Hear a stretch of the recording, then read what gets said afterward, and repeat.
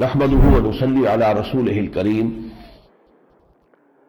اما بعد فاعوذ بالله من الشيطان الرجيم بسم الله الرحمن الرحيم الف لام ميم صاد كتاب انزل اليك فلا يكن في صدرك حرج منه لتنذر به وذكرى للمؤمنين اتبعوا ما انزل اليكم من ربكم ولا تتبعوا من دونه اولیاء قلیلا ما تذکرون وکم من قریۃ اہلکناها فجاءها بأسنا بیاتا او هم قائلون فما كان دعواهم اذ جاءهم بأسنا الا ان قالوا انا كنا ظالمين فلنسألن الذين أرسل إليهم ولنسألن المرسلين فلنقصن عليهم بعلم وما كنا غائبين والوزن يومئذ الحق فمن ثقلت موازينه فأولئك هم المفلحون ومن خفت موازينه فأولئك الذين خسروا أنفسهم بما كانوا بآياتنا يظلمون وَلَقَدْ مَكَّنَّاكُمْ فِي الْأَرْضِ وَجَعَلْنَا لَكُمْ فِيهَا مَعَائِشَ قَلِيلًا مَا تَشْكُرُونَ صدق اللہ العظیم رب اشرح لي صدری ويسر لي أمری واحلل عقدة من لسانی يفقهوا قولی اللهم ربنا ألهمنا رشدنا وأعذنا من شرور أنفسنا اللهم أرنا الحق حقا وارزقنا اتباعه وأرنا الباطل باطلا وارزقنا اجتنابه اللهم وفقنا لما تحب وترضى وتقبل منا فإنك خير المتقبلين آمین یا رب العالمین۔ کل ہم ایک خاصی طویل مکی صورت میں سے گزر آئے ہیں، یعنی سورہ انعام، اور کچھ اندازہ ہو گیا ہے کہ مکی صورتوں کا اور مدنی صورتوں کا مضامین کا کیا فرق ہے، وہاں کیا موضوعات زیر بحث تھے اور یہاں کون سے موضوعات زیر بحث تھے۔ تو میں سمجھتا ہوں کہ یہ مناسب موقع ہے کہ میں اس سلسلے میں بعض باتیں اور بھی آپ پہ گوش گزار کر دوں۔ پہلی بات تو نوٹ کیجئے کہ قرآن مجید کا 2/3 مکی صورتوں پر مشتمل ہے، مدنی صورتیں صرف 1/3 بنتی ہیں۔ پھر یہ کہ مکی صورتوں کے کچھ مشترک مضامین جو ہے، بنیادی مضمون جس پر سب سے زیادہ تفصیلی مباحث آتے ہیں وہ ہے ایمان۔ لیکن ایمان کے اگر 3 ہم حصے کر لیں، ایمان باللہ یعنی توحید، ایمان بالآخرہ یعنی ایمان بالمعاد بعث بعد الموت، پھر اخروی زندگی،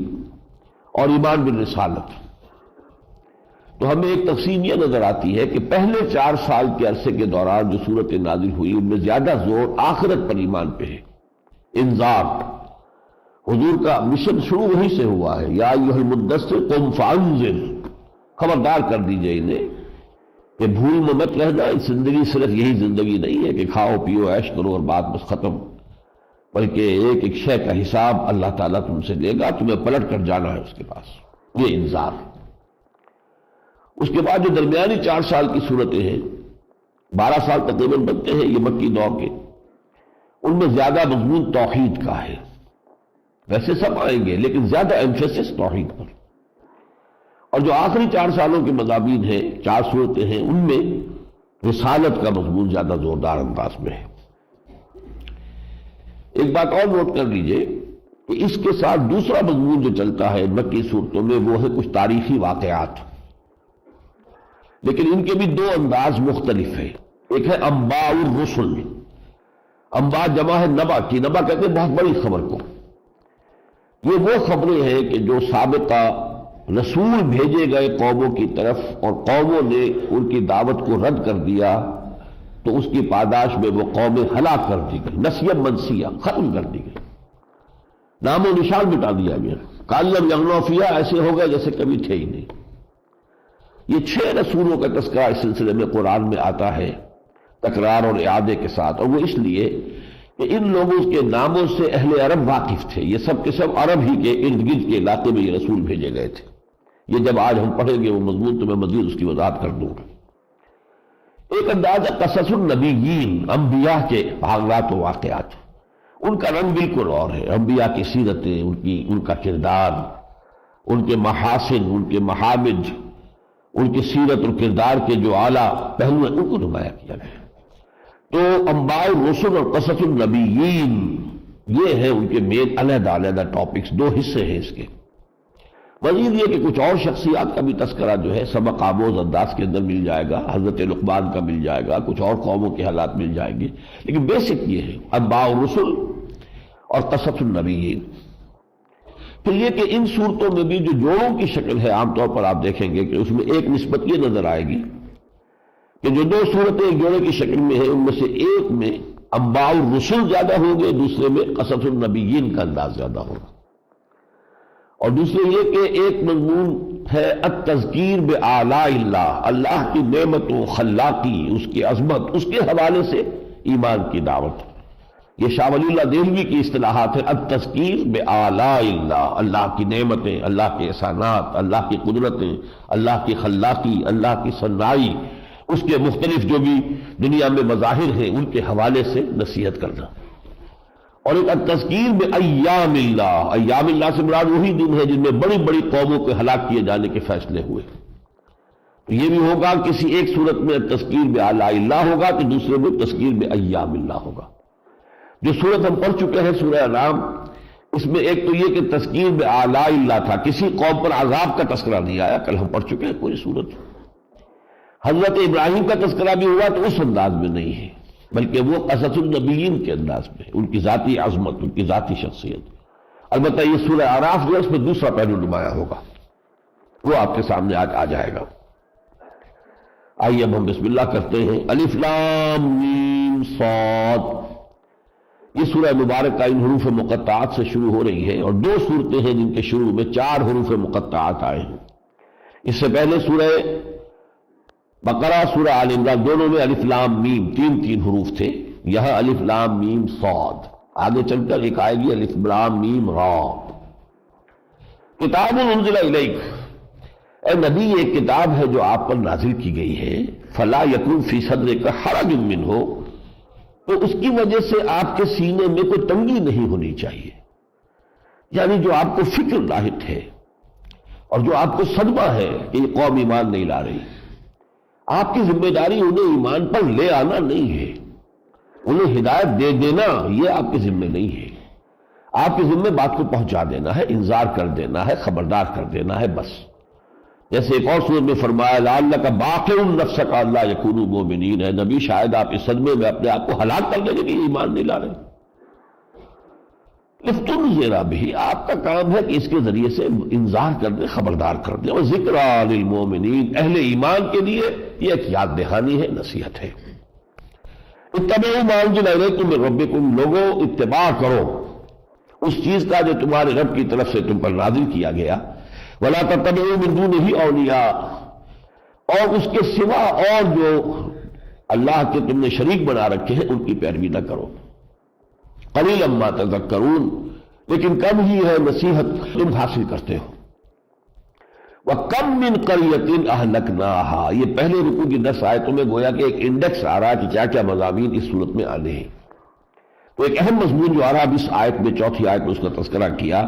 اور کتنی ہی بستیاں ایسی ہیں جنہیں ہم نے ہلاک کر دیا. فَجَاءَهَا بَأْسُنَا بَيَاتًا وَهُمْ قَائِلُونَ، تو ان پر ہمارا عذاب آ دھمکا اس وقت جب کہ وہ راتوں کو سوئے ہوئے تھے یا دن کے وقت قیلولہ کر رہے تھے. فما کان دعواہم، تو پھر اس کے بعد ان کا قول اس کے سوا کچھ نہ رہا. اذ جاءہم باسنا، جبکہ ان پر ہمارا عذاب آ دھمکا.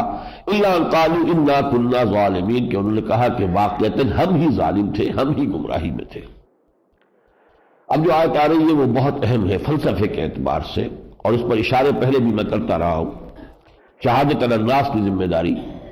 فَلَنَسْأَلَنَّ الَّذِينَ أُرْسِلَ إِلَيْهِمْ وَلَنَسْأَلَنَّ الْمُرْسَلِينَ،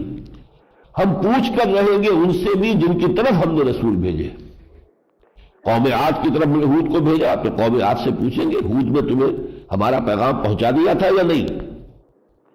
اور ہود سے پوچھیں گے تم نے پیغام پہنچا دیا تھا یا نہیں، اور پھر قوم سے کہیں گے جب تمہیں پیغام پہنچ گیا تھا تو تمہارا طرز عمل کیا تھا. یہ محاسبہ دونوں کا ہونا ہے، رسول کا بھی اور رسول کی امت کا بھی. فَلَنَسْأَلَنَّ الَّذِينَ أُرْسِلَ إِلَيْهِمْ وَلَنَسْأَلَنَّ الْمُرْسَلِينَ، رسولوں سے بھی ہم پوچھیں گے،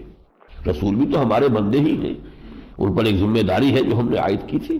ہم پڑھ چکے سورہ مائدہ میں، یا ایھا الرسول بلغ ما انزل الیک من ربک وان لم تفعل فما بلغت رسالتہ، اے رسول صلی اللہ علیہ وسلم پہنچا دو جو کچھ بھی نازل کیا گیا ہے آپ پر، اگر آپ نے کوئی کوتاہی کی تو یہ رسالت کا حق ادا نہیں ہوگا۔ اب یہ پڑھ چکے سورہ مائدہ کے آخر میں،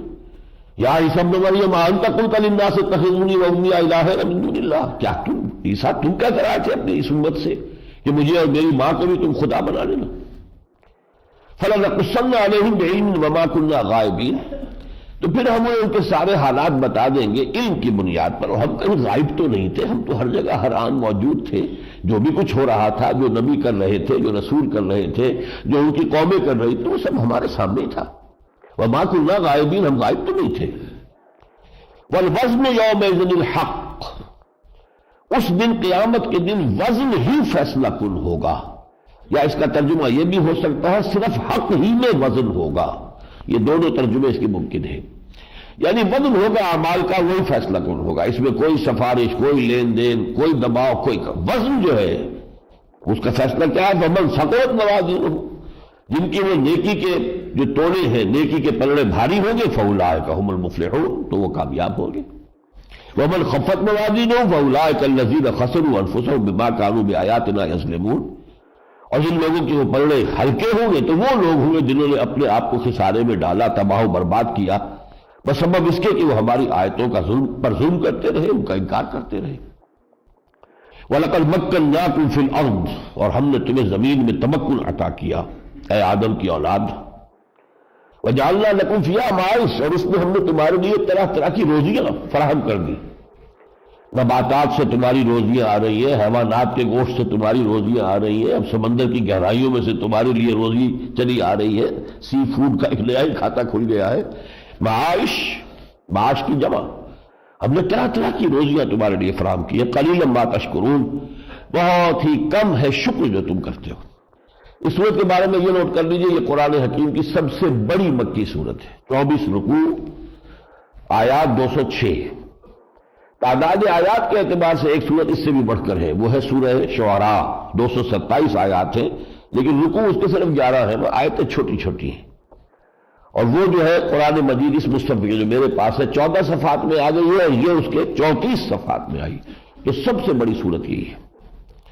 دوسرے رکوع میں وہی قصہ آدم و ابلیس جو ہم سورہ بقرہ کے چوتھے رکوع میں پڑھ آئے ہیں، لیکن یہاں جو پہلی آیت ہے وہ ان لوگوں کے نقطۂ نظر کو تقویت پہنچاتی ہے کہ جو حضرت آدم کی جو جسمانی تخلیق ہے اس کے ضمن میں ایوولوشن کے نظریے کو تسلیم کرتے ہیں۔ قرآن مجید میں یہ دونوں طرح کی آیات آپ کو ملتی ہیں، اور کچھ لوگوں کے لیے ادھر سے استدلال ہے، ادھر سے۔ میں اس وقت کوئی ایوولوشن کا نہ آپ کو درس دینا چاہتا ہوں، نہ اس پر اپنے خیالات کا قائل کرنا چاہتا ہوں، لیکن جہاں جس چیز کو تقویت نظر آئے گی وہ بتا دوں گا۔ فرمایا وَلَقَدْ خَلَقْنَاكُمْ ثُمَّ صَوَّرْنَاكُمْ ثُمَّ قُلْنَا لِلْمَلَائِكَةِ اسْجُدُوا لِآدَمَ، ہم نے تمہیں بنا دیا، پیدا کر دیا، پھر تمہاری نقشہ کشی کر دی، پھر کہا ہم نے فرشتوں سے کہ جھک جاؤ آدم کے سامنے۔ یہ ابتدا میں جمع کا صیغہ آ رہا ہے، ایک فرد آدم کی تخلیق کے بجائے اسپیشیز کوئی جو ہے وہ پہلے وجود میں آئی ہے، لیکن جمع کا صیغہ ہے۔ وَلَقَدْ خَلَقْنَاكُمْ وَصَوَّرْنَاكُمْ، تمہیں بنا دیا،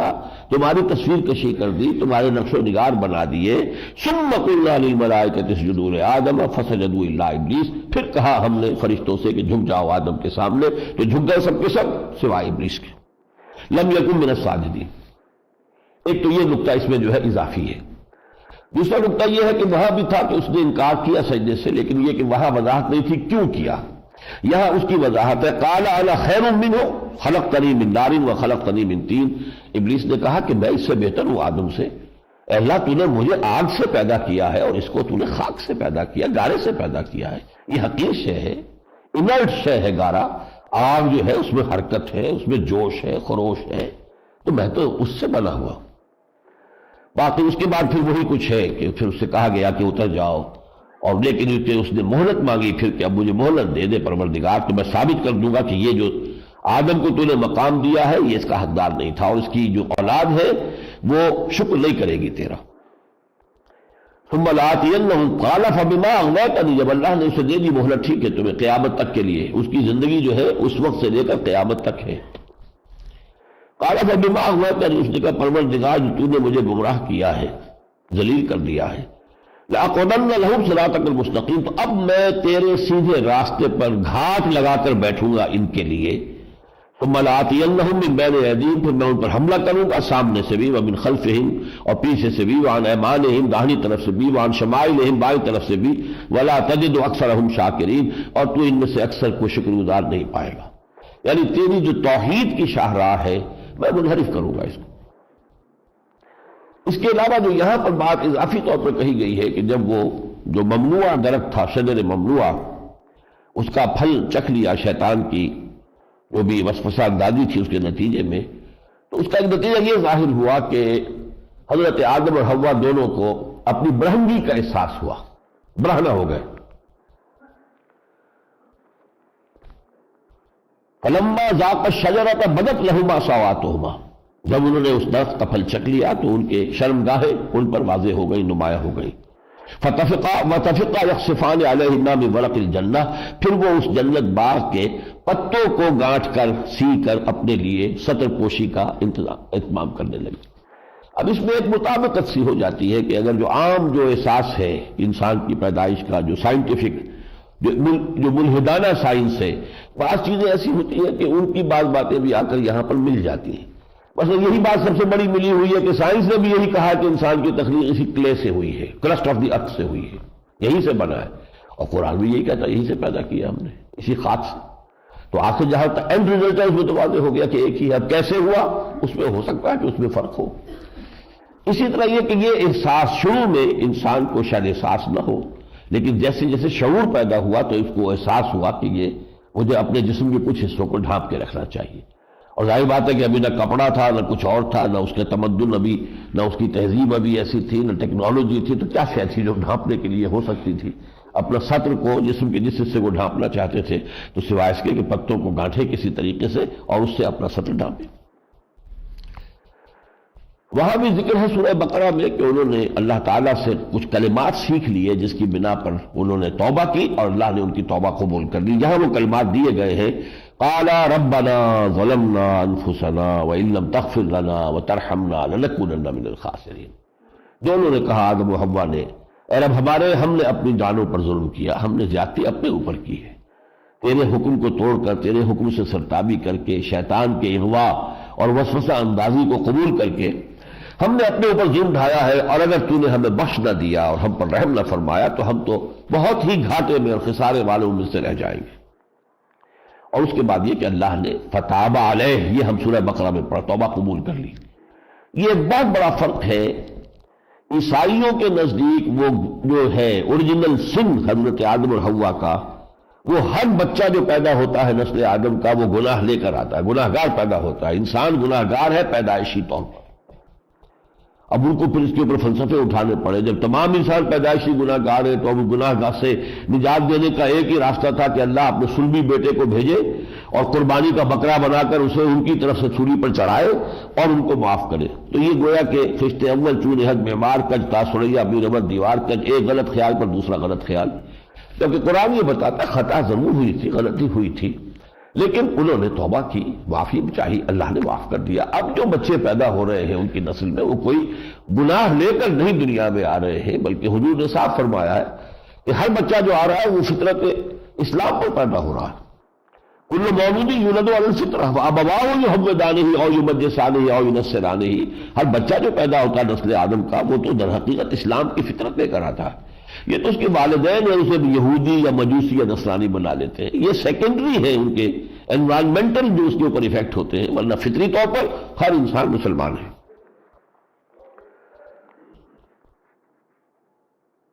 قال اهبطوا بعضكم لبعض عدو ولكم في الارض مستقر ومتاع الى حين قال فيها تحيون. اب اسی زمین میں تمہیں زندہ رہنا ہے، وفيها تموتون، اسی میں تمہیں مرنا ہے، مر کر اسی میں جانا ہے، ومنها تخرجون، اور اسی میں سے تمہیں نکال لیا جائے گا. اس کے بعد یہ جو تیسرا رکوع ہے اس میں جو مشرکین عرب تھے اور یہ اہل مکہ، مشرکین مکہ، ان کی ایک بڑی ہی غلط حرکت کا جو ہے ذکر ہے ان کے ہاں یہ خیال پیدا ہو گیا تھا کہ خانہ کعبہ کا طواف اگر مادر ذات برہنہ ہو کر کیا جائے تو زیادہ ثواب ہوتا ہے، یعنی یہ آدمی تکلفات اتار دے، جیسا دنیا میں اللہ نے انسان کو بھیجا ہے ویسا ہی وہ اللہ کے حضور میں حاضر ہو اور طواف کرے۔ اب جو نیوڈسٹ کلبز ہیں ویسٹ کے اندر، ان کا بھی تو کوئی نہ کوئی فلسفہ ہے نا، آخر ننگے وہ رہتے ہیں تو کیوں رہتے ہیں، انہوں نے بھی کوئی نہ کوئی فلسفے تو جھاڑے ہوں گے۔ تو یہ بول کے اگر کہیں وہ نکل آئے، سڑکوں پہ نکل آتے ہیں کم وقت، اور وہ پھر اگر دوسرے لوگ آنکھیں بند کرتے ہیں تو مذاق اڑاتے ہیں وہ۔ تو صورتحال تو یہ ہے، تو یہ ان کے ہاں بھی یہ تھا کہ مادر ذات برہنہ عورتیں اور مرد طواف کرتے تھے، اس کے اوپر تنقید ہوئی، اس کو روکا گیا ہے۔ وَإِذَا فَعَلُوا فَاحِشَةً قَالُوا وَجَدْنَا عَلَيْهَا آبَاءَنَا، جب وہ فاحش ایک فوق حرکت کر رہے ہیں انہیں روکا جاتا تو کہتے ہیں ہمارے آباء و اجداد ایسے کرتے آئے ہیں، وَاللَّهُ أَمَرَنَا بِهَا، اللہ نے ہمیں اس کا حکم دیا ہے، یعنی چونکہ ہمارے آباء و اجداد کرتے آ رہے ہیں تو یقیناً اللہ نے اس کا حکم دیا ہوگا۔ قُلْ إِنَّ اللَّهَ لَا يَأْمُرُ بِالْفَحْشَاءِ، کہہ دیجئے اللہ تعالیٰ جو ہے بے حیائی کا حکم نہیں دیتا۔ تقولون علی اللہ ما لا تعلمون، کیا تم اللہ پر وہ بات جو ہے منسوب کر رہے ہو اللہ کی طرف جس کا تمہیں کوئی علم نہیں ہے۔ قل امر ربی بالقسط واقیموا وجوہکم عند کل مسجد وادعوہ مخلصین لہ الدین، یہ تو ہر جو نماز کا وقت آئے یا تمہارے طواف کا وقت آئے تو تم اپنے رخ سیدھے کر لو اور اللہ کو اسی کی عبادت خالص کرتے ہوئے کہہ کے پکارو۔ یا بنی آدم خذوا زینتکم عند کل مسجد، جب بھی کبھی نماز کے لیے حاضری ہو تو عبادت کے لیے آؤ تو اپنی زینت لباس جو ہے وہ لے کر آؤ۔ وَكُلُوا وَاشْرَبُوا وَلَا تُسْرِفُوا، کھاؤ پیو اسراف کرو، اسراف نہ کرو، انہ لا یحب المسرفین۔ اب یہ چونکہ بعض اوقات جو ہمارے ہاں جو خانقاہی نظام اور رہبانیت کا نظام آ جاتا ہے، اکثر دنیا کے مذاہب میں پیدا ہوا، چاہے وہ بدھ مت ہو، ہندو مت ہو، جین مت ہو، عیسائیت میں آیا ہے، کرسچین مناسٹسزم تو ایک بہت بڑا ادارہ رہا ہے دنیا میں، ان کا یہ قول بن جاتا ہے کہ دنیا کی لذتوں سے بالکل کنارہ کش ہو جائے، سیلف انیہیلیشن، اپنے نفس کو تو کچل دو، نفس کی کوئی خواہش پوری نہ کرو۔ اسلام نے اس کی تعلیم نہیں دی، لا رہبانیت فی الاسلام، بلکہ تعلیم دی ان لنفسک علیک حقا، تمہارے نفس کا بھی تم پر حق ہے، اس نفس کو بھی اس کے حقوق ادا کرو، اور جو بھی طریقہ ہے جائز طریقے سے کما کر اگر تمہیں اچھا کھانے کو ملتا ہے اچھا کھاؤ، اچھا پہن سکتے ہو اچھا پہنو۔ تو بڑی پیاری آیت آئی ہے یہاں پر یہ اس طرح کے تصور کی نفی کرنے کے لیے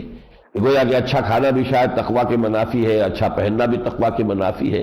اگر جائز ذریعے سے ہے اور باقی فرائض ادا کرتے ہوئے یہ ہو رہا ہے، یہ نہیں کہ آپ نے باقی فرائض چھوڑ دیے اور لگے ہوئے کمائی میں اچھے سے اچھا کھانے، وہ نہیں، آپ نے باقی دینی فرائض و ذمہ داریاں بھی ادا کر رہے ہیں، اور پھر اگر اللہ نے آپ کو سہولت بھی دی ہے، قُلْ مَنْ حَرَّمَ زِینَةَ اللَّهِ الَّتِی أَخْرَجَ لِعِبَادِهِ، کہیے ان سے کس نے حرام کی ہے زینت اللہ نے جو بنائی ہے اپنے بندوں کے لیے، وَالطَّیِّبَاتُ مِنَ الرِّزْقِ، اور پاکیزہ کھانے کس نے حرام کیے ہیں، قُلْ هِیَ لِلَّذِینَ آمَنُوا فِی الْحَیَاةِ الدُّنْیَا، کہہ دیجئے کہ یہ تو دنیا کی زندگی میں بھی اللہ تعالیٰ نے اہل ایمان کے لیے پیدا کیے ہیں، کفار کو بھی اجازت دے دی ہے، دسترخوان کھلا کر دیا ہے، لیکن اصل تو اللہ نے اپنے وفادار بندوں کے لیے خالصۃ یوم القیامہ، اور قیامت کے دن تو خالص انہی کے لیے ہو جائیں گے، پھر کفار کا کوئی حصہ رہے گا ہی نہیں نعمتوں کے اندر۔ کذالک نفصل الآیات لقوم یعلمون، اسی طریقے سے ہم اپنی آیات کی وضاحت کرتے ہیں ان لوگوں کے لیے جو جاننا چاہیں۔ اس کے بعد آئی ہے وہی آیت جو وہاں بھی آئی تھی، اما یاتینکم منی ھدی فمن تبع ھدای فلا خوف علیہم ولا ھم یحزنون، یا بنی آدم اما یاتینکم رسل منکم یقصون علیکم آیاتی، اے آدم کی نسل جب بھی تمہارے پاس آئیں گے رسول میری جانب سے میری آیات تمہیں سناتے ہوئے، فمن اتقى واصلح، تو جس نے تقوی کی روش اختیار کی اور اصلاح کر لی، فلا خوف علیہم ولا ھم یحزنون، تو ان کے لیے نہ کوئی خوف ہوگا نہ وہ حزن سے دوچار ہوں گے، والذین کذبوا بآیاتنا واستکبروا عنہا، اور جو لوگ ہماری آیات کا انکار کریں گے اور تکبر کی بنیاد پر انہیں ریجیکٹ کر دیں گے، اولئک اصحاب النار ھم فیہا خالدون، وہ جہنمی ہوں گے اس میں ہمیشہ ہمیشہ رہیں گے۔ اس کے بعد یہ 3 رکوع ایسے ہیں اس سورہ مبارکہ کے، اس میں کچھ مکالمات دیے گئے ہیں، اہل جنت اہل دوزخ جب فیصلے ہو چکے ہیں قیامت کے، اور اہل جنت جنت میں چلے جائیں گے، اہل دوزخ دوزخ میں چلے جائیں گے، اور یہ بھی معلوم ہوتا ہے کہ ان کے مابین ایک فصیل ہی ہوگی، بس ایک حجاب سا ہی ہوگا۔ یہ غالباً ابتدائی اسٹیج ہے اہل جنت کا، جبکہ ابھی وہ جو اپنے بہت اعلیٰ جنتوں میں ان کا جانا ہے وہ مرحلہ ابھی نہیں آیا ہے، وہی ہے، اور درمیان میں جو فصیل ہوگی اس میں کچھ جیسے برجیاں ہوتی ہیں اس میں کچھ لوگ ہوں گے، یہ لوگ کون ہوں گے؟ اعراف والے لوگ ہوں گے، یہ وہ ہوں گے جن کی نیکیاں اور برائیاں برابر برابر ہو گئی، دونوں پلڑے کھڑے ہیں، تو اب کیا کریں؟ نہ یہ جنت میں جانے کے مستحق اور نہ یہ دوزخ میں جانے کے مستحق۔ تو وہ ان کو اس فصیل کے اوپر جو جھروکے بنے ہوئے ہیں برجیاں، وہاں پر بیٹھا دیا جائے گا تاکہ ادھر بھی دیکھیں ادھر بھی دیکھیں۔ جب ادھر دیکھتے تھے تو تما ہوتی تھی کہ اللہ ہمیں بھی شامل کر دے ان میں، اہل جنت کے اندر، ادھر دیکھتے تھے تو اللہ سے پناہ مانگتے تھے پروردگار ہمیں ان کے ساتھ شامل نہ کر دیجو۔ پھر یہ کہ جہنمی جو ہے وہ پکاریں گے، آواز دیں گے جنت والوں کو کہ جو نعمتیں اللہ نے تمہیں دی ہیں، جو پانی تمہیں اللہ نے عطا فرمایا ہے، ہمیں بھی کچھ اس کا حصہ دے دو۔ وہ کہیں گے کہ یہ تمام چیزیں اللہ نے جہنم والوں پر حرام کر دی۔ یہ ان کا جو ہے کچھ رد و قضا اور جو مکالمات ہیں وہ ان رکوعوں میں ہیں۔ اس کے بعد جو رکوع آ رہا ہے وہ قرآن مجید کی،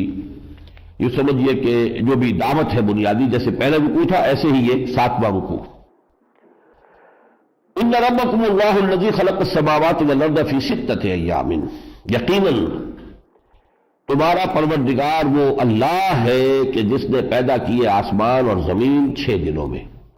یہ قرآن مجید میں کئی جگہ آیا ہے 6 دن۔ ثم استوى علی العرش، پھر وہ متمکن ہوا ہے عرش پر۔ عرش کیا ہے اس کی حقیقت ہم نہیں جان سکتے، یہ آیات متشابہات میں سے عرش ہو، کرسی ہو، قلم ہو، اس کی حقیقت کو ہم نہیں جان سکتے۔ یہ اس عالم غیب کے امور ہے کہ جس کا علم تو اللہ نے ہمیں کچھ دے دیا ہے، لیکن اس کا تصور جو ہے، کمپریہنڈ کرنا ممکن نہیں ہے ان کا، ہمارے لیے اس علم کا احاطہ ممکن نہیں ہے۔ پھر وہ تخت پر، لیکن ہم اس سے مراد سمجھیں گے تخت حکومت پر متمکن ہو گیا، یعنی اس میں اس چیز کی نفی ہوئی ہے کہ کچھ لوگوں کا خیال یہ ہے، اور یہ اہل فلسفہ ہے، اور خاص طور پر کہ جو ارسطو کے جو پیروکار مشائین کہلاتے ہیں، ان کا فلسفہ یہ ہے کہ بنایا تو ہے ایک خدا نے اس کائنات کو، بنانے کے بعد اس کا اس سے کوئی تعلق نہیں، وہ مگن ہے اپنی ذات میں، اسے اس دنیا سے کیا فکر ہے۔ قرآن یہ کہتا ہے نہیں، ثم استوى علی العرش یدبر الامر، وہی تدبیر امر کر رہا ہے، وہی کائنات کو چلا رہا ہے، ہر لہجہ جو ہے وہی کنٹرول کر رہا ہے۔ تو صرف خالق ہی نہیں ہے، مدبر بھی وہی ہے، وہی چلا رہا ہے، کنٹرول کر رہا ہے۔ تو ثم استوى علی العرش، پھر وہ تخت حکومت پر متمکن ہو گیا۔ یغشی اللیل النہار، وہ دن کو لا کر چھا دے، دن کو حاوی کر دیتا ہے رات پر۔ یطلبہ حثیثا، اور وہ جو ہے یہ دن اور رات ایک دوسرے کے پیچھے لگے ہوئے ہیں بڑی سرگرمی کے ساتھ، گویا کہ دن تعاقب کر رہا ہے رات کا اور رات تعاقب کر رہی ہے دن کا۔ والشمس والقمر والنجوم مسخرات بامرہ، اور اس نے پیدا کیا سورج کو اور چاند کو اور ستاروں کو جو اس کے حکم کے تابع ہیں، مسخر ہیں، وہ خالق بھی ہے اور اسی کے حکم اور بنائے ہوئے قانون کے مطابق یہ تمام اجرام سماویہ گردش میں ہے۔ الا لہ الخلق والامر، یہ آیت بہت اہم ہے، یہ چھوٹا سا ٹکڑا، آگاہ ہو جاؤ، خلق بھی اسی کا کام ہے، امر بھی اسی کا کام ہے۔ اب اس کے دو مفہوم لیے گئے، ایک عام مفہوم تو یہ ہے کہ امر کے معنی حکم دینا،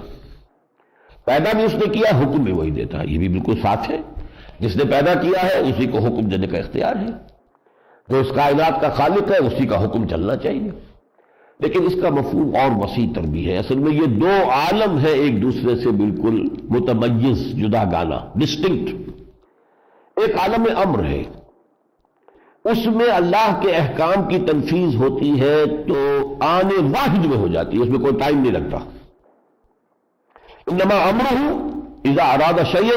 فانما یقول له کن فیکون، نو ٹائم ایلیمنٹ واٹس ایور۔ عالم خلق میں ٹائم ایلیمنٹ ہے، بچہ جو ہے رحم مادر میں 9 مہینے لیتا ہے، اپنی وہ جو شکل اس کی بنتی ہے، وقت لگتا ہے اس میں، تخلیق ہو رہی۔ درخت کا یہ جو بھی آپ نے آم کی گٹھلی لگائی تھی وہ اس کے درخت بننے میں وقت لگے، ٹائم ایلیمنٹ از دیئر۔ اسی لیے یہاں فرمایا تھا کہ ان ربکم اللہ الذی خلق السماوات والارض فی 6 ایام، 6 دنوں میں، 6 دن سے مراد ہمارے دن نہیں ہے، قرآن مجید میں اللہ نے 50,000 سال کا بھی ایک دن بتایا ہے، اور عام حالات میں کہا ان یوما عند ربک کالف سنۃ مما تعدون، تمہارے رب کا ایک دن تمہارے حساب سے 1000 برس سال کا ہوتا ہے۔ تو اب یہ ملینم ہم کہہ سکتے ہیں آج کی اصطلاح میں، 6 ملینمس کے اندر اس کائنات کی تخلیق ہوئی، ایک ایک دن لاکھوں سالوں کا ہو سکتا ہے، لیکن بہرحال ٹائم ایلیمنٹ ہے۔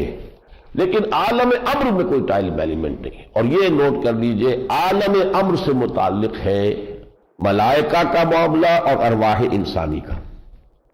روح انسانی آنے واحد میں یہاں سے عرش معلیٰ تک پہنچ سکتی ہے، کوئی ٹائم نہیں لگے گا اس میں، نو ٹائم عرصے ہو۔ جبرائیل عرش سے یہاں ایک آنے واحد میں پہنچ سکتے ہیں، اس لیے کہ ان دونوں کا تعلق امر سے، عالم امر سے۔ لیکن اس دنیا کے اندر ہر چیز کے اندر وقت کا ایک وقت ہے جو لگتا ہے، اور ایک فرق میں آپ کو بتا چکا ہوں کہ عالم خلق میں کسی شے سے کسی شے کی تخلیق ہوتی ہے۔ مٹی سے انسان بنایا، آگ سے جن بنائے، ایک سے دوسری شے بن رہی ہے، اور عالم امر میں ایکس نہیں لو، کریشن ایکس نہیں لو، عدم محض سے وجود میں آ جاتا، کوئی شے ہے نہیں اور کن اور وجود میں آ گئی۔ تو ان دونوں چیزوں کو ذہن میں رکھیں کہ یہ دو عالم ہیں جداگانہ، عالم امر، عالم خلق، لیکن دونوں کا اختیار مطلق اللہ کے ہاتھ میں۔ الا لہ الخلق والامر تبارک اللہ رب العالمین، بہت بابرکت ہے ذات باری تعالی جو تمام جہانوں کی رب ہے، پروردگار اور مالک اور آقا ہے۔ ادعوا ربکم تضرعا وخفیہ، تو نتیجہ کیا ہے؟ پکارا کرو اپنے رب کو، دعا کیا کرو اس سے گڑ گڑاتے ہوئے، تضرع کے ساتھ، عاجزی کے ساتھ، اور خفیہ چپکے چپکے، دکھاوے کے لیے نہیں کہ بیٹھے مسجد میں لمبے دعا مانگ رہے تاکہ لوگ دیکھ لیں، یہ تو بڑا پہنچا ہوا لگتا ہے کہ اس کی تو دعا ہی ختم نہیں ہو رہی۔ یہ دعا پبلک میں بہت مختصر مانگنی چاہیے، لمبی لمبی دعائیں حضور سے ہرگز ثابت نہیں، اور پھر پبلک کی دعا میں رونا کوئی نہیں۔ حضور ذاتی اپنی عبادت میں تہجد میں روتے تھے آپ، اور ایسی آواز آپ کے سینے سے نکلتی تھی جیسے ہانڈی جو ہے وہ چولہے کے اوپر چڑھی ہوئی، وہ کھدمت کھدمت جب ہوتی ہے کہ جب اس کے اندر وہ ابل رہا ہوتا ہے پانی، ویسی آواز آپ کی سینے سے مبارک، لیکن پبلک میں کبھی نہیں ہوا۔ تو یہ جو ہے معاملہ، ادعوا ربکم تضرعا وخفیہ، چپکے چپکے دل ہی میں، تمہارا پروردگار سنتا ہے، دل میں بھی بات کرو اس سے۔ انہ لا یحب المعتدین، وہ حد سے بڑھنے والوں کو پسند نہیں کرتا۔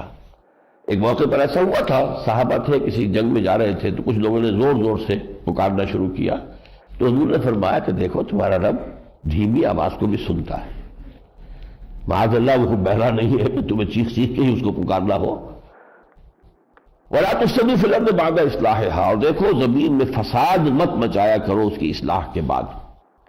یہ جو اصلاح اور فساد کا سلسلہ ہے یہ ہمیشہ چلتا رہا ہے، انبیاء آئے، اصلاح ہو گئی، پھر فساد آ گیا، پھر نبی آئے، انہوں نے اصلاح کر دی، پھر فساد ہو گیا۔ یہ فساد، وہ جو کہا ہے کہ یہ تو ازل سے تا امروز یہ جو جنگ چلتی رہی ہے، اور یہ چراغ مصطفی سے شرار بولہبی، یہ تو ایک کشاکش ہے جو چلی آ رہی ہے، اور جو اقبال نے پیشن گوئی کی ہے کہ اس کا بہت بڑا مقابلہ جو ہے وہ بہت جلد ہونے والا ہے۔ دنیا کو ہے پھر مار کے روح و بدن پیش، تہذیب نے پھر اپنے درندوں کو ابھارا، اللہ کو پامردی مومن پہ بھروسہ، ابلیس کو یورپ کی مشینوں کا سہارا۔ وہ آرمگڈون یا المرحمۃ العظمیٰ زیادہ دور نہیں ہے۔ وَادْعُوهُ خَوْفًا وَطَمَعًا، اور دیکھو اس کو پکارا کرو، ایک تو فرمایا تضرعا وخیفہ، خاموشی سے، چپکے چپکے اور گڑ گڑا کر، اور ایک یہ ہے کہ طمعا وخوفا، ڈر بھی موجود رہے، کہیں میری پکڑ نہ ہو جائے، خوف سے بھی آدمی بالکل فارغ نہ ہو۔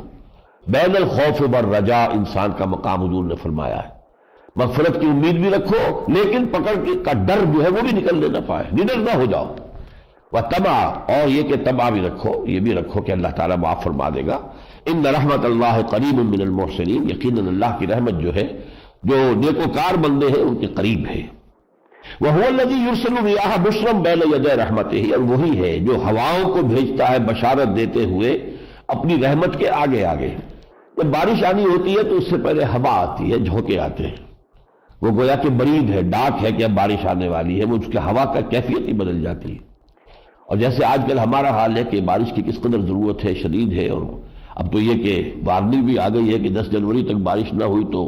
ہمارا تو جو ہیٹ کا معاملہ ہے وہ بہت زیادہ پیچیدہ ہو جائے گا۔ اللہ تعالیٰ جلد از جلد یہ مبارک بارش نازل فرمائے۔ جب وہ آتا ہے تو ٹھنڈی ہوا کے جھونکے آتے ہیں، حتیٰ اذا اقلت سحابا ثقالا، یہاں تک کہ جب وہ ہوائیں جو ہے وہ بھاری بھاری بادلوں کو اٹھا لاتی ہے، سقناہ الی بلد میت، پھر ہم اس کو ہانک دیتے ہیں ان بادلوں کو کسی ایسی آبادی کی طرف کہ جو ویران ہو گئی، وہ بارش کے نہ ہونے کی وجہ سے مردہ ہو گئی، زمین مردہ ہو گئی۔ زمین میں اگر ہریابل نہیں ہے تو گویا کہ زندگی کے آثار نہیں ہیں، وہ زمین مردہ ہو گئی ہے۔ فانزلنا به الماء، پھر وہاں ہم پانی وہاں اتارتے ہیں، فاخرجنا به من كل الثمرات، اور پھر اس سے ہم طرح طرح کے میوے جو ہے وہ نکالتے ہیں، كذلك نخرج الموتى، دیکھو اسی طرح ہم مردوں کو نکال لیں گے۔ زمین ڈورمنٹ پڑی ہے، اس میں کوئی زندگی کے آثار نہیں ہے، بارش آتی ہے اور زندگی ہی زندگی، ہریاول ہی ہریاول، مگر اب زندگی ہی زندگی ہے معجزہ ساقی۔ تو مردہ زمین تمہاری نگاہوں کے سامنے اللہ زندہ کرتا ہے کہ نہیں؟ اسی طرح وہ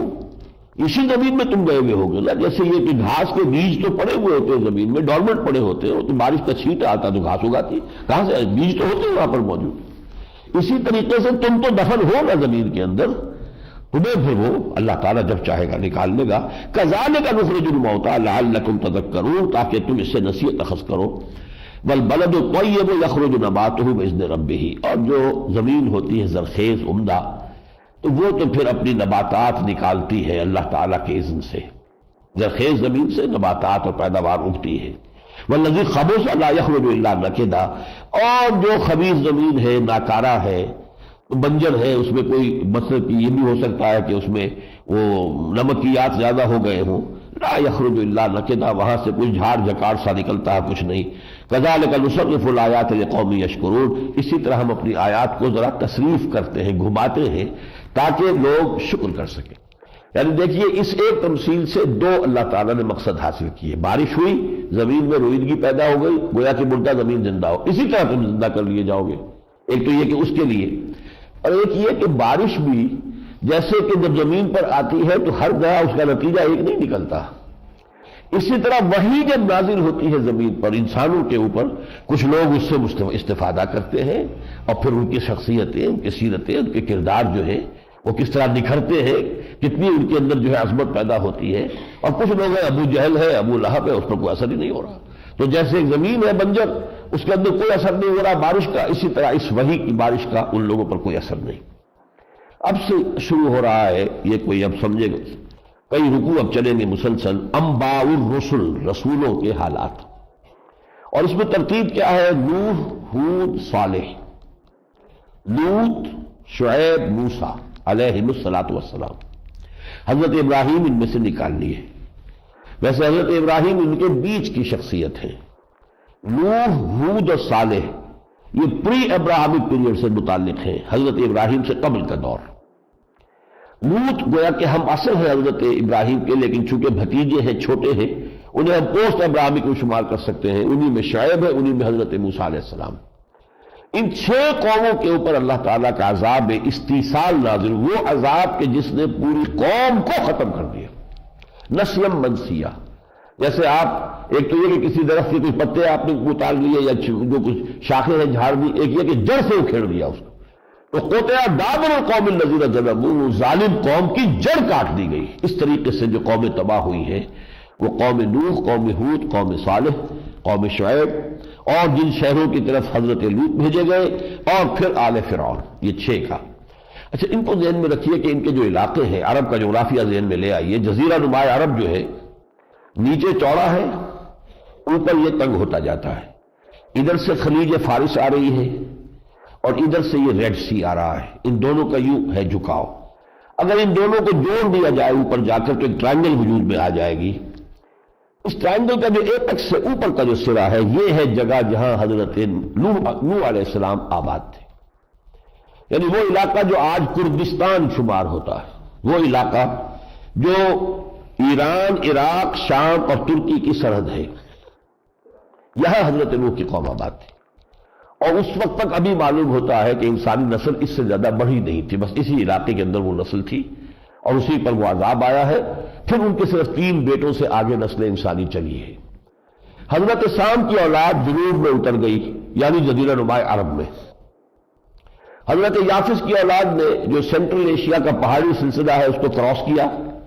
اور یہ ادھر چلی گئی روس اور چین اور یہ انڈو چائنا، اور ادھر سے یہ جو یورپ کا شمالی علاقہ ہے، نارڈک ریسز جن کو کہتے ہیں، اہل شمال، ناردرنرز، نارڈک ریسز، یہ سب یافس کی اولاد ہے۔ اور جو حام تھے تیسرے بیٹے، ان کی نسل بین رہی ہے، وہ مشرق میں ایران سے ہو کر ہندوستان، سندھ و ہند، مغرب میں ترکی سے ایشیا مائنر سے ہو کر جنہیں ایرینز کہتے ہیں، وہ میرے نزدیک حضرت حام کی نسل ہے۔ یہ ہے، ان میں سے قرآن مجید نے ذکر کیا ہے صرف سامی جو حضرت سام کی نسل کے انبیاء ہیں، یافس کی نسل کے انبیاء کا کوئی ذکر نہیں۔ آئے یقیناً ہوئے،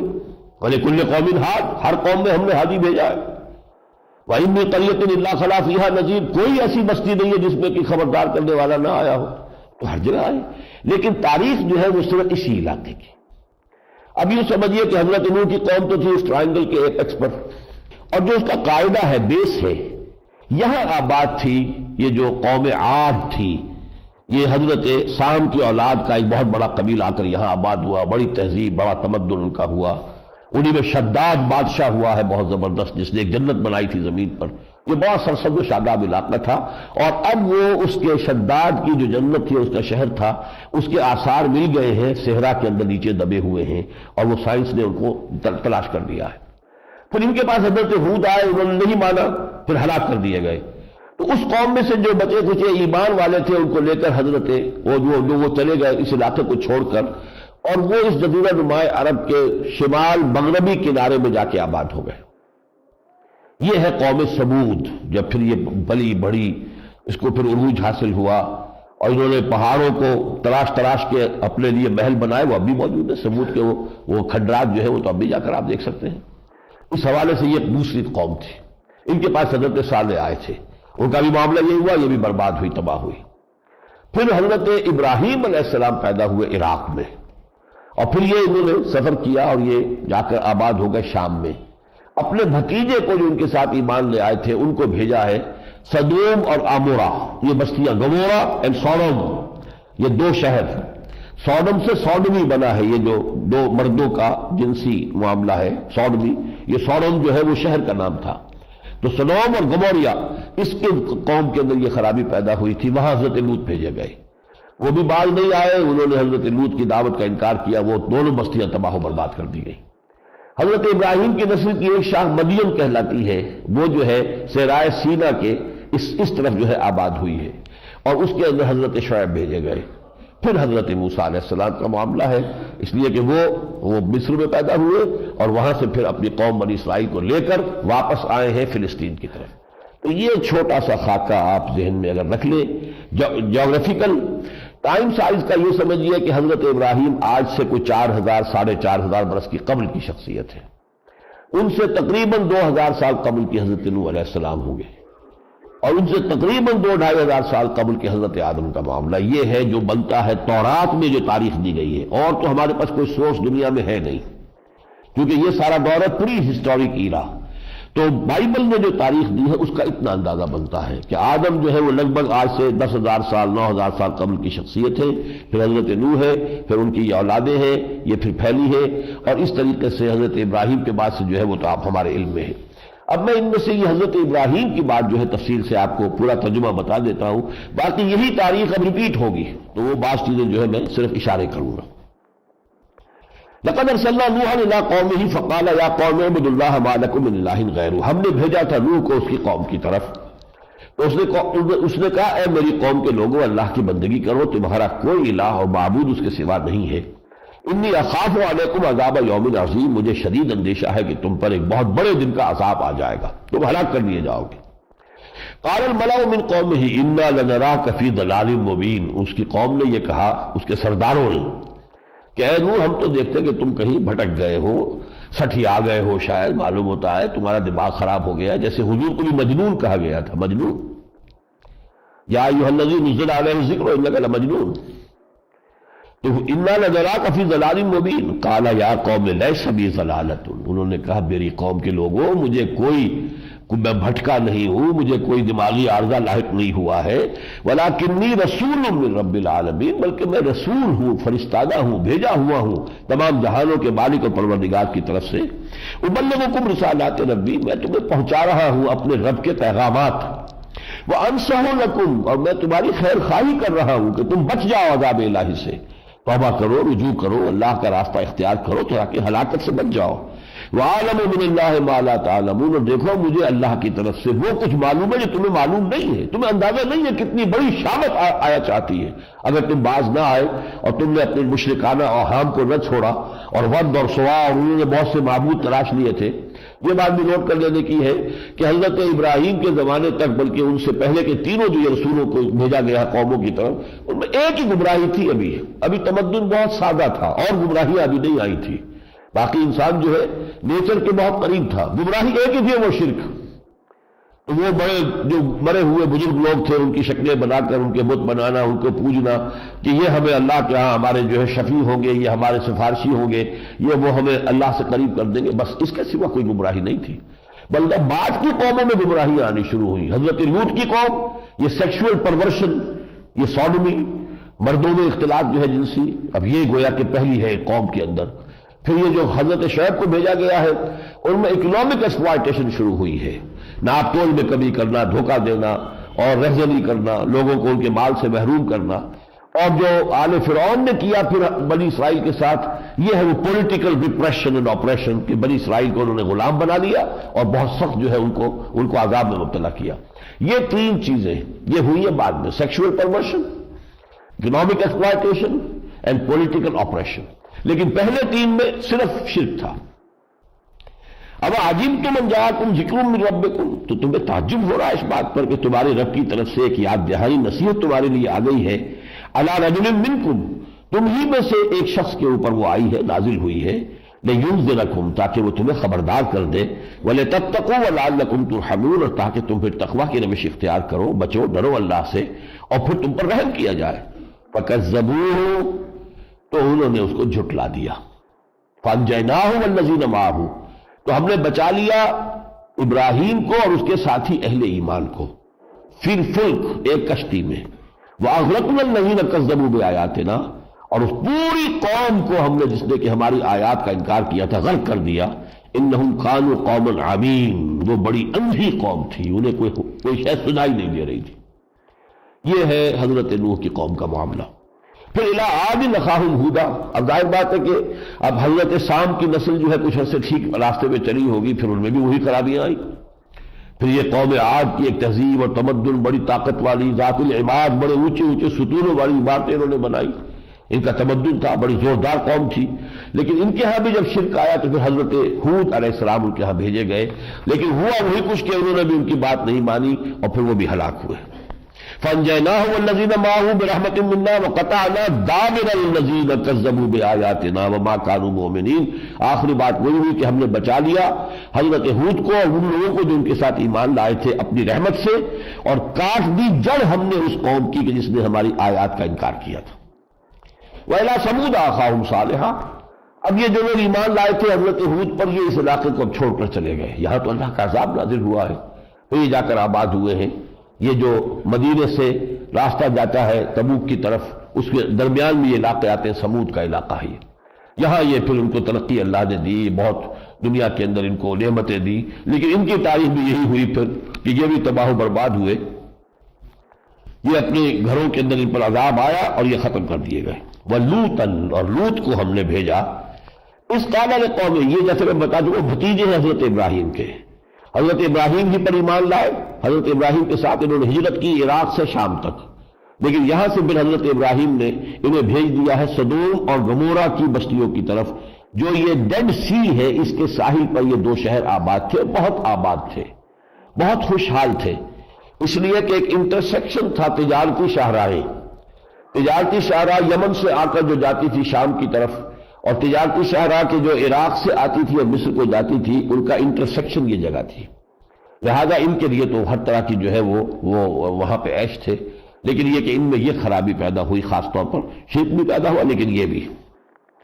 وَلُوطًا إِذْ قَالَ لِقَوْمِهِ أَتَأْتُونَ الْفَاحِشَةَ، اور لوط کو ہم نے بھیجا، اور یاد کرو جب اس نے کہا اپنی قوم سے، کیا تم ایک بے حیائی کا ارتکاب کر رہے ہو، مَا سَبَقَكُم بِهَا مِنْ أَحَدٍ مِنَ الْعَالَمِينَ، اس برائی اور بے حیائی کا ارتکاب تو تم سے پہلے تمام جہانوں میں کسی نے نہیں کیا، اتنا گندا کام ہے جو تم نے شروع کیا ہے۔ إِنَّكُمْ لَتَأْتُونَ الرِّجَالَ شَهْوَةً، تم اپنی شہوت جو ہے اس کے لیے رجوع کرتے ہو مردوں کی طرف، من دون النساء، عورتوں کو چھوڑ کر، بل انتم قوم مسرفون، نہیں تم تو بہت ہی گمراہ قوم ہو گئے ہو۔ وما کان جواب قوم ہی، لیکن ان کی ساری فہمائش کہہ لیجئے اور نصیحت کہہ دیجئے، سب کا جواب کیا ملا؟ الا ان قالوا اخرجوہم من قریتکم، نکالو ان کو، یہ لوط کو اور ان کے گھر والوں کو یہاں سے اپنی بستی سے، انہم اناس یتطہرون، یہ بڑے پاک باز لوگ ہیں، یعنی یہ کہ ان کے لیے یہ جو سب کی ناک کٹ گئی ہو تو وہ جو ناک والا جو ہے دکو بن کر رہ جاتا ہے، اور تمام بلیوں کی جو ہے دم کٹ جائے تو جو دم والی جو ہے وہ پھر ان میں عجیب نظر آئے گی، تو یہ لوگ جو ہے بڑے پاک باز بنے پھرتے ہیں، نکال بار کرو۔ فانجیناہ واہلہ، تو ہم نے اس کو نجات دی اور اس کے گھر والوں کو، ایک شخص بھی ان دونوں شہروں میں سے حضرت لوط پر ایمان نہیں لایا، ان کی اپنی بیوی بھی نہیں، وہ بھی پیچھے رہ گئی، الا امرأتہ، اس کے گھر والوں میں سے بھی ان کی بیٹیاں تھیں، ان کو لے کر انہیں حکم ہو گیا تھا یہاں سے نکل جاؤ، بیوی جو ہے کانت من الغابرین، وہ پیچھے رہنے والوں ہی میں سے ہو گئی، اس لیے کہ اس کی ہمدردیاں اپنی قوم کے ساتھ تھیں۔ معلوم ہوتا ہے کہ اس حضرت لوط تو در حقیقت یہاں کے رہنے والے نہیں تھے، یہ تو حضرت ابراہیم کے ساتھ آئے تھے عراق سے اور شام سے، تو یہاں پر آ کے انہوں نے کوئی شادی کی ہے اس قوم میں سے، تو اس قوم کے ساتھ ہی وہ عورت جو ہے وہ رہی ہے، انہی کے ساتھ روابط رہے ہیں، تو وہ انہی کا ساتھ انجام ہوا ہے۔ وَأَمْطَرْنَا عَلَيْهِمْ مَطَرًا فَانظُرْ كَيْفَ كَانَ عَاقِبَةُ الْمُجْرِمِينَ، اور پھر ہم نے ان کے اوپر ایک بارش برسائی، پتھراؤ ہوا بہت سخت۔ اب بھی ان کے کھنڈرات جو ہے بحر اسود کے تہہ کے اندر موجود ہیں، یہ چونکہ بالکل ساحل کے ساتھ تھے تو اس کے ساتھ ہی وہ ڈھہتے چلے گئے ہیں ڈیڈ سی کے اندر، اور شاید اسی لیے ڈیڈ سی اس کا نام۔ اِلیٰ مدین اخاہم شعیبا، یہ مدین جو ہے اصل میں بیٹے تھے حضرت ابراہیم کی تیسری بیوی بھی تھی قطورہ، ایک حضرت حاجرہ جن سے حضرت اسماعیل، حضرت سارہ جن سے حضرت اسحاق ہے، پھر ان کے بیٹے جو ہے حضرت یعقوب ہیں، ایک بنو قطورہ سے شادی کی تھی تیسری، اور ان کے 6-7 بیٹے تھے جن میں سے ایک مدین بھی تھے۔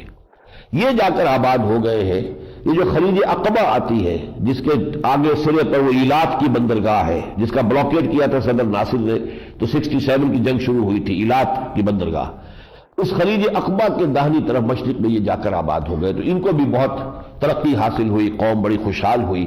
لیکن ان کے ہاں پھر یہی ہوا، وہی جو میں نے کہا تھا تجارتی شاہراہیں دونوں گزرتی تھی اس علاقے سے، تو اس میں ان کو کاروبار سے انہوں نے فائدہ اٹھایا، لیکن دھوکہ، بے ایمانی، چوری، ڈاکہ اور لوگوں کو کم تولنا، کم ناپنا، یہ ساری خرابیاں پیدا ہوئی شرک کے علاوہ۔ وَإِلَىٰ مَدْيَنَ أَخَاهُمْ شُعَيْبًا، اور مدین کی طرف ہم نے ان کے بھائی شعیب کو بھیجا، قَالَ يَا قَوْمِ اعْبُدُوا اللَّهَ مَا لَكُم مِّنْ إِلَٰهٍ غَيْرُهُ، انہوں نے بھی یہی کہا ہے میری قوم کے لوگوں اللہ کی بندگی کرو، تمہارا کوئی الہ اس کے سوا نہیں ہے۔ قَدْ جَاءَتْكُم بَيِّنَةٌ مِّن رَّبِّكُم، دیکھو تمہارے پاس تمہارے رب کی طرف سے واضح تعلیم آ گئی ہے۔ فَأَوْفُوا الْكَيْلَ وَالْمِيزَانَ، دیکھو پیمانہ پورا کیا کرو جب بھی تم دو، اور میزان جو ہے وہ پوری تول جو ہے پورا ہونا چاہیے۔ وَلَا تَبْخَسُوا النَّاسَ أَشْيَاءَهُمْ، اور لوگوں کو ڈنڈی مار کر یا کم تول کر، کم ناپ کر ان کا مال کم نہ کیا کرو۔ وَلَا تُفْسِدُوا فِي الْأَرْضِ بَعْدَ إِصْلَاحِهَا، زمین میں فساد نہ بچاؤ۔ ذَلِكُمْ خَيْرٌ لَكُمْ إِن كُنتُم مُّؤْمِنِينَ، یہی تمہارے لیے بہتر ہے اگر تم مانو۔ وَلَا تَقْعُدُوا بِكُلِّ صِرَاطٍ، اور ہر راستے کے اوپر مورچہ بند ہو کر نہ بیٹھ جاؤ، ڈاکہ دہی کے لیے بھی، اور یہ کہ جو لوگ ایمان لا رہے تھے ان کو بھی روکنے کے لیے۔ یہ ساری ان کی تعلیم جو ہے وہ ہوئی ہے، لیکن ان کا حال بھی یہ ہوا کہ پوری قوم نے ان کی بات کو رد کر دیا، لیکن یہ کہ بہرحال پھر وہ قوم ہلاک کر دی گئی۔ وقال الملأ الذين كفروا من قومه لئن اتبعتم شعيبا انكم اذا لخاسرون، اور جو اس قوم کے سردار تھے انہوں نے اپنی قوم سے کہا کہ دیکھو اگر تم نے شعیب کی بات مانی اور اس کے پیچھے چلے تو تم تو خسارے والے ہو جاؤ گے۔ فاخذتهم الرجفة فاصبحوا في دارهم جاثمين، تو ایک زلزلہ آیا، اس زلزلے نے ان سب کو ہلاک کر دیا، وہ اپنے گھروں کے اندر اوندھے پڑے رہ گئے۔ الذین کذبوا شعیبا کأن لم یغنوا فیہا، جن لوگوں نے شعیب کی تکذیب کی تھی، انہیں جھٹلایا تھا، ان کا انکار کیا تھا، وہ ایسے ہو گئے جیسے کبھی تھے ہی نہیں، آباد ہی نہیں تھے۔ الذین کذبوا شعیبا کانوا هم الخاسرین، جن لوگوں نے شعیب کی تکذیب کی وہی تباہ و برباد ہوئے۔ فتولی عنہم، تو شعیب نے پیٹھ موڑی، وہاں سے روانہ ہوئے۔ وقال یا قوم لقد ابلغتکم رسالات ربی ونصحت لکم، حسرت کے ساتھ انہوں نے کہا ہے میری قوم میں نے تو تمہیں اپنے رب کے پیغامات پہنچا دیے تھے، میں نے تمہاری خیر خواہی کا حق ادا کر دیا تھا۔ فکیف آسیٰ علی قوم کافرین، پھر اب میں کیسے افسوس کروں، تمہارا جو انجام ہوا ہے تو کافروں کے انجام پر میں افسوس کیسے کروں۔ اب یہ یہاں پر مضمون وہ آ رہا ہے جو سورہ انعام میں ہم پڑھ چکے تھے کہ ہمارا یہ قاعدہ رہا ہے کہ جب کسی رسول کو ہم بھیجتے ہیں تو اس قوم کو کچھ سختیوں میں مبتلا کر دیتے تھے، تاکہ عیش کے اندر جو ہے اگر سوئے ہوئے تو کون سنے گا بات ان کی، لیکن ذرا یہ کہ پیٹ بھرا ہوا ہو تو آدمی نہیں سنتا، ذرا پیٹ خالی ہو تو شاید کسی کی بات سنی لے، تو کوئی قحط آ گیا، کوئی اور مصیبت آ گئی۔ لیکن یہ کہ جب قوم کا جو ہے خمیر اتنا مردہ ہو جائے کہ ان کے اندر اصلاح کی کوئی گنجائش باقی نہ رہے، تو اس قسم کی تنبیہات سے بھی انہیں کوئی فائدہ نہیں ہوتا۔ وما ارسلنا فی قریۃ من نبی الا اخذنا اہلها بالباساء والضراء لعلهم يضرعون، ہم نے کسی بھی بستی کی طرف نہیں بھیجا کسی نبی کو مگر یہ کہ اس بستی والوں کو ہم نے کچھ تکلیفوں میں اور سختیوں میں پکڑ لیا، شاید کہ وہ گڑ گڑائے، ان میں کوئی رقت پیدا ہو، وہ کچھ انابت اللہ کی طرف متوجہ ہو۔ ثم بدلنا مکان السیئۃ الحسنہ، پھر جب نہیں باز آئے وہ تو پھر ہم نے ان کو ان کے حال پر چھوڑا اور وہ اس کی جو کیفیت تکلیف کی تھی اس کو رفع کر کے بھلائی ان کو پھر دے دی، افا اور وہ بڑھ گئے اور ان کی ترقی کی۔ وقالوا قد مسنا آباءنا الضراء والسراء، کہا ہمارے آباء و اجداد پر سختیاں بھی آئی تھی، تکلیفیں بھی آئی تھیں، یہ تو ہوتا رہتا ہے دنیا میں، ہمارے یہاں بھی آتا ہے، زلزلہ آ گیا، زلزلہ آتا ہی ہے، اس کو خامخواہ کچھ لوگ سمجھتے ہیں کہ یہ اللہ کا عذاب ہے، ہو گیا مشرقی پاکستان حادثے ہوتے ہی ہیں، اب ہم سمجھے یہ بھی کوئی اللہ کی پکڑ ہے، کوئی ہمیں سزا دی گئی ہے، یہ مولویوں کا خامخواہ جو ہے یہ کہنا ہے، یہ تو ہوتی رہتی ہیں چیزیں۔ ایک انداز یہ ہے کہ جو کچھ ہو رہا ہے اس کو آپ اس طرح ایکسپلین اوے کر دیں کہ ان کی کوئی حیثیت نہیں، کوئی اہمیت نہیں۔ ایک یہ کہ ان کے پس پردہ جو عوامی کار فرما ہے ان کے سمجھے کہ پتہ تک جنبش نہیں کھاتا یہاں اللہ کی مرضی کے بغیر، تو جو ہو رہا ہے کیوں ہو رہا ہے۔ فَأَخَذْنَاهُمْ بَغْتَةً وَهُمْ لَا يَشْعُرُونَ، پھر ہم نے پکڑ لیا انہیں اچانک اور انہیں اس کا شعور بھی نہیں تھا کہ اس طرح پکڑے جائیں گے۔ وَلَوْ أَنَّ أَهْلَ الْقُرَىٰ آمَنُوا وَاتَّقَوْا، اگر یہ بستیوں والے جن کا ذکر ہوا ہے،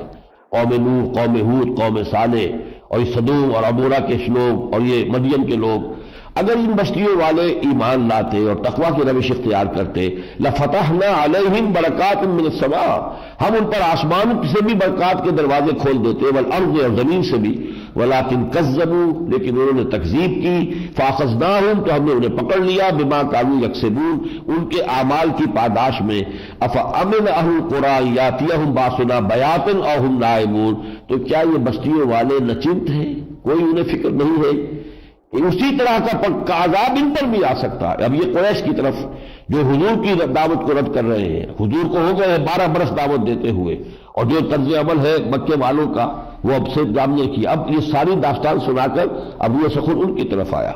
افامن اہل القری، یہ جو بستیاں ہیں ان کے لوگ بالکل نچنت ہیں اور انہیں کوئی فکر نہیں ہے، ان یاتیہم باسنا ضحی وہم یلعبون، کہ ہماری جو ہے پکڑ ان پر آ جائے دوپہر صبح کے وقت جبکہ وہ کھیل رہے ہوں، یا یہ کہ رات کے وقت جبکہ وہ سو رہے ہوں۔ افامنوا مکر اللہ، کیا یہ اللہ تعالیٰ کی جو چالیں ہیں ان سے اپنے آپ کو عمل میں سمجھتے ہیں؟ فلا یامن مکر اللہ الا القوم الخاسرون، تو اللہ تعالیٰ کی تدبیروں سے تو اپنے آپ کو مامون اور محفوظ نہیں سمجھتا مگر وہی کہ جو تباہ ہونے والا ہے۔ اللہم ربنا لا تجعلنا معہم، اللہم ربنا لا تجعلنا معہم۔ بارک اللہ لی ولکم فی القرآن العظیم ونفعنی وإیاکم بالآیات والذکر الحکیم۔